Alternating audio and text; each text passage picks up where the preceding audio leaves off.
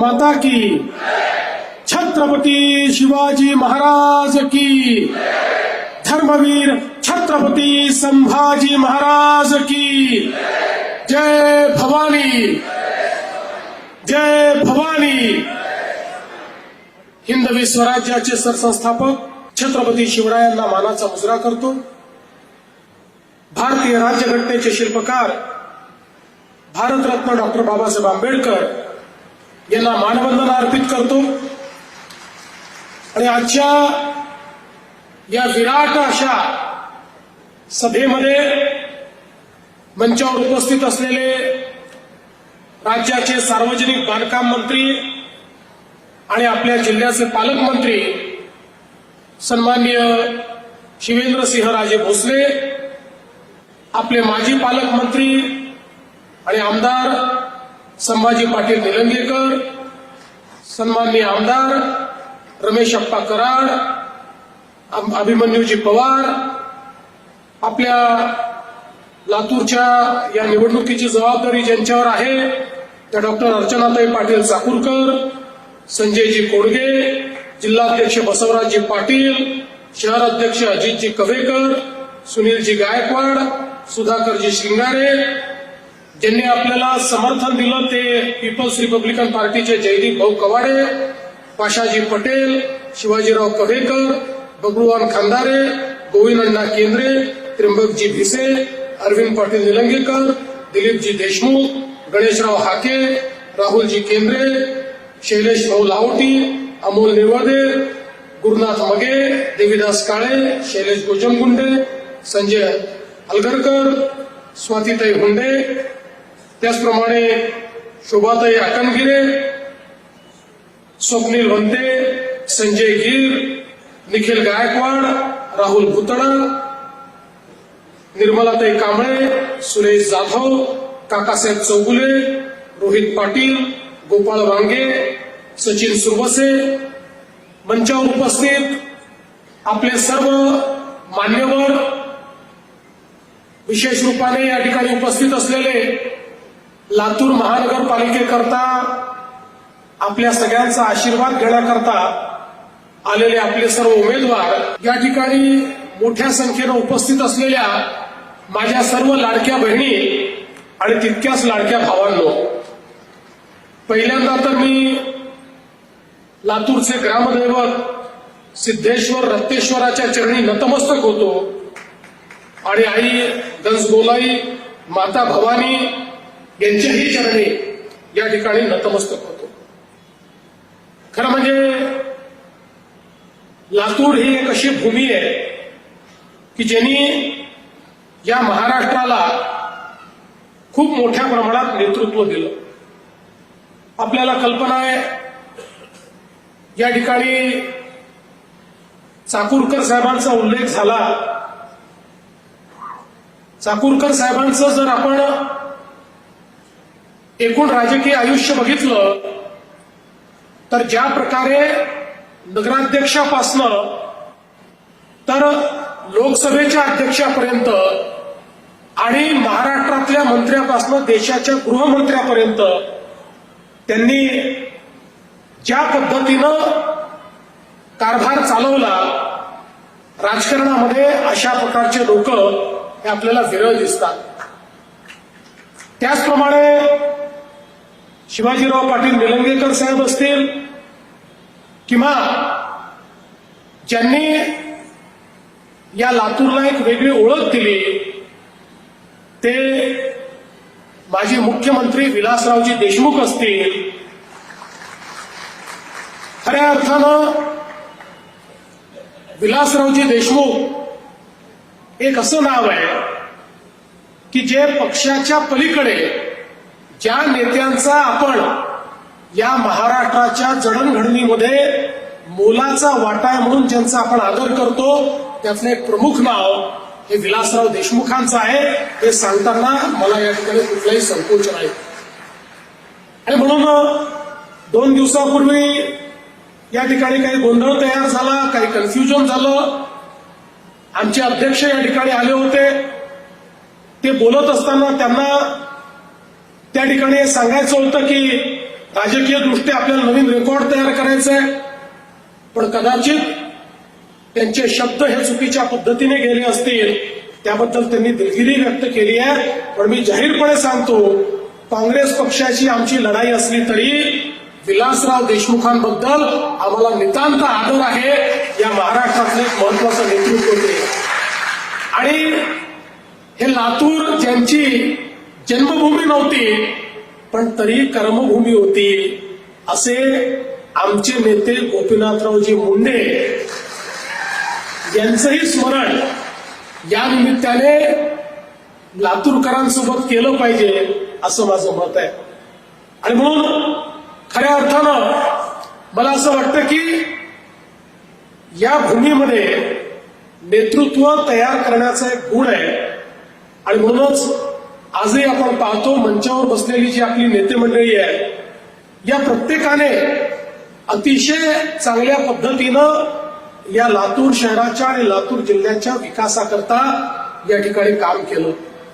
खरं तर बंधू भगिनींनो, आता या ठिकाणी महानगरपालिकेची निवडणूक आहे. विधानसभेच्या निवडणुकीच्या वेळी डॉक्टर अर्चनाताई पाटील यांनी ज्या प्रकारे लातूरमध्ये एक प्रचंड मोठी लढत दिली, विजयाच्या जवळ पोहोचल्या होत्या, थोडक्याने राहिल्या, पण आता ती कसर लातूरकर या महानगरपालिकेच्या निवडणुकीत भरून काढल्याशिवाय राहणार नाही, हा विश्वास मला पूर्णपणे आहे. मला आजही तो दिवस आठवतो, 11 एप्रिल 2016 त्या दिवशी संभाजीराव आपल्याला रेल्वेने लातूरला पाणी आणावं लागलं होतं आणि त्यावेळी आपण ठरवलं की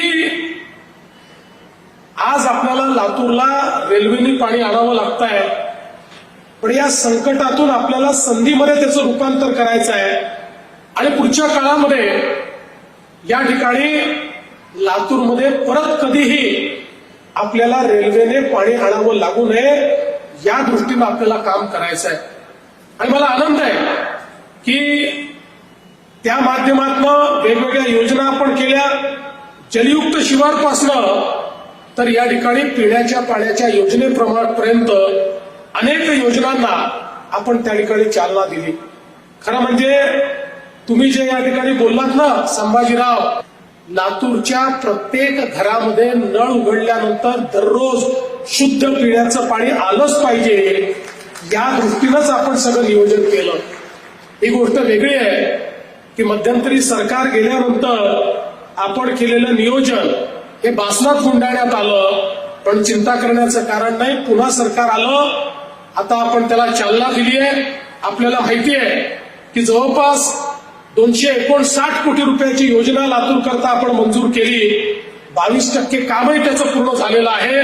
धनेगाव धरणापासून हरंगुळ जलशुद्धीकरण केंद्रापर्यंत नवीन मुख्य पाईपलाईन असेल, त्यातनं आपण पाणी पुरवठा करणार आहोत. आणि आता या महानगरपालिकेच्या निवडणुकीनंतर याच्या दुसऱ्या टप्प्यालाही मान्यता मी देणार आहे. त्यामुळे पुढच्या काळामध्ये या ठिकाणी पिण्याच्या पाण्याचा प्रश्न असणार नाही. मी कोणावर टीका करण्याकरता या ठिकाणी आलो नाही, पण काही लोकांनी अशा प्रकारे या ठिकाणी वचनं दिली होती की निवडणुकीत निवडून आल्यानंतर 100 दिवसात पाणी देईल, नाहीतर राजीनामा देईल. त्यांनी पाणी दिलं नाही आणि राजीनामाही दिला नाही, पण आपल्याला त्यांच्याबद्दल काही म्हणायचं नाही. मी कोणावर टीकाच करत नाही, मी तर विकासाबद्दल बोलण्याकरता या ठिकाणी आलोय. आज आपण बघा, माननीय मोदी साहेबांनी ज्या प्रकारे 2014 नंतर शहर विकासाच्या योजना आणल्या, त्यामुळे हा शहर बदलत आहे. जवळजवळ 70 वर्ष आपल्या देशामध्ये एक राज्यकर्त्यांची भूमिका होती की भारत हा गावांमध्ये राहतो, गावांचा विकास म्हणजे देशाचा विकास. संकल्पना बरोबर होती, कुठेही चूक नव्हती, पण त्याच वेळी आपल्या राज्यकर्त्यांना हा विसर पडला की भारतामध्ये शहरं देखील आहे, शहरांमध्ये लोक राहतात, शहरांमध्ये राहणारी जी लोक आहेत त्यांनाही आपल्याला सुखसोयी द्याव्या लागतील. शहरातला गरीब, शहरातला मध्यमवर्गीय याचाही विचार करावा लागेल. पण कुठलंही नियोजन आपण केलं नाही. परिणाम काय झाला बघा. गावाकडनं लोक शहरामध्ये येत होते, शहराची लोकसंख्या वाढत होती, नियोजनाभावी ज्याला जिथे जागा मिळेल तिथे तो बसत होता, अतिक्रमण होत होती, झोपडपट्ट्या बसत होत्या, मग पिण्याच्या पाण्याच्या समस्या तयार झाल्या, मग घनकचऱ्याचा प्रश्न निर्माण झाला, नाली बनणं, गटारी व्हायला लागली, दुर्गंधी, मच्छर, अशा पद्धतीची शहरांची अवस्था झाली. तेच पाणी विहिरीत जायला लागलं, तेच नदीत जायला लागलं, तेच आपल्या तलावात जायला लागलं, जलस्रोत प्रदूषित झाले. पण शहरांकरता कुठल्याही योजना नसल्यामुळे शहरं ही बकाल होऊ लागली. ज्या शहरांकडे लोक आशेने पाहत होते, आपलं कल्याण करण्याकरता आले होते, तीच शहरं कुठल्या तरी बकाल अवस्थेत जाताना आपल्याला पाहायला मिळाली. पण 2014 साली मोदीजी देशाचे प्रधानमंत्री झाल्यानंतर मोदीजींनी सांगितलं, गावाचा विकास तर महत्वाचा आहेच, पण शहराचा विकास देखील तेवढाच महत्वाचा आहे. कारण देशाच्या जीडीपीच्या 65% जीडीपी हा शहरात तयार होतो. लोक शिक्षण, आरोग्य आणि रोजगाराकरता शहरामध्ये येतात. येणाऱ्या लोकांकरता, गरिबांकरता, मध्यमवर्गीयांकरता इन्फ्रास्ट्रक्चर तयार करावं लागेल, त्यांच्याकरता सोयी तयार कराव्या लागतील, पिण्याचं पाणी, गटारी, रस्ते, त्या ठिकाणी घरांची व्यवस्था, या सगळ्या गोष्टी कराव्या लागतील.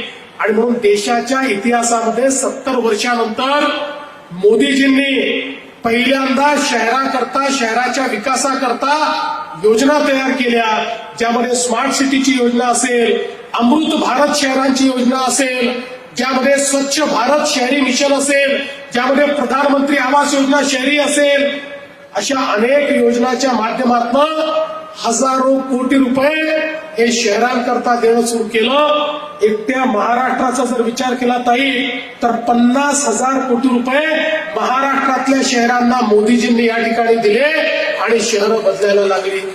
आज हे तुम्हाला 200 कोटी रुपये जे आम्ही देतो, हे कुठले येत आहेत?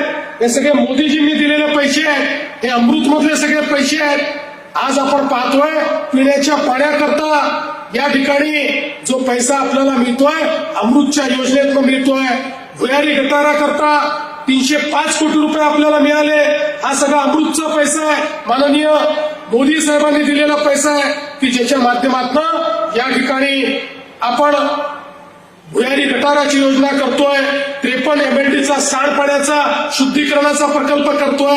कारण मोदीजींनी सांगितलं, हे घाणपाणी, सांडपाणी आता नदी नाल्यांमध्ये, विहिरीमध्ये जाणार नाही, ते भुयारी गटारातनं एसटीपी मध्ये जाईल. त्या ठिकाणी पाण्यावर प्रक्रिया होईल, त्यातली जी विष्ठा आहे ती बाजूला काढली जाईल, मैला बाजूला काढला जाईल, त्याचाही उपयोग खत निर्मितीमध्ये केला जाईल आणि उरलेलं जे शुद्ध पाणी आहे तेच नदीमध्ये, नाल्यांमध्ये किंवा विहिरीमध्ये सोडलं जाईल, ते दुसरीकडे जाणार नाही. अशा पद्धतीनं आज हजारो कोटी रुपये आपल्याला मिळाले आणि शहरं आपली चांगली होत आहेत.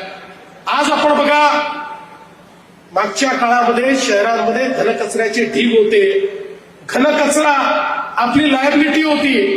पण मोदीजींनी सांगितलं, घनकचऱ्याला संपत्ती समजा. आज घनकचऱ्याच्या व्यवस्थापनाच्या माध्यमातून मोठ्या प्रमाणात केंद्र सरकार, राज्य सरकार पैसा देत आहे. हा घनकचरा आता लायबिलिटी नाही आहे, ती आपली संपत्ती झाली आहे. त्या कचऱ्यावर प्रक्रिया करून आता आपण खतांची निर्मिती करतो. त्या कचऱ्यावर प्रक्रिया करून त्यातनं कोळशासारखे पेलेट आपण तयार करतो, जे वीज निर्माण करणाऱ्या कंपनीला विकता येतात. आणि आता तर मोठ्या शहरांमध्ये कचऱ्यापासून